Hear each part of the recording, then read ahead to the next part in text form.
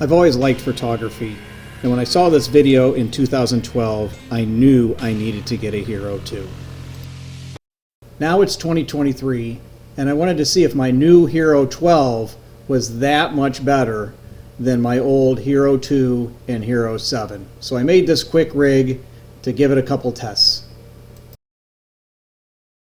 Because the best settings you can get in a Hero 2 is 1080p at 30 frames per second, I set all the units to 1080p 30 frames per second, hoping to see the difference in contrast and image quality. What I quickly found out was the Hero 2 with no image stabilization made it so you really couldn't compare the cameras between the three, although you can see a difference between the 7 and the 12 in the quality of the image stabilization.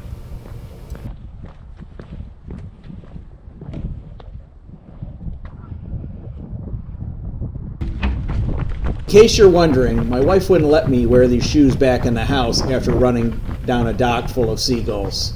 It's November in Lake Erie and everybody's put their toys away.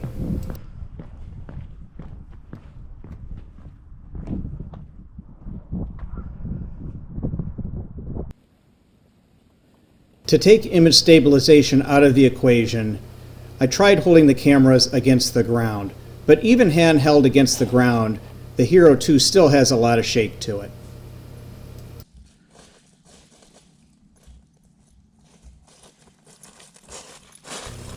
Amazingly, the detail in the sky on the Hero 7 seems to look better than the Hero 12. Although in 1080p, the Hero 7 seems to look better than the Hero 12, the controls and the little bit bigger camera make it a lot easier to work with. My learning is the Hero 7 and 12 were really designed to shoot in 4K. I have had some overheating issues with my 7 in the past and lost shots. The 12 doesn't seem to have that problem so far, and the controls are much easier to use.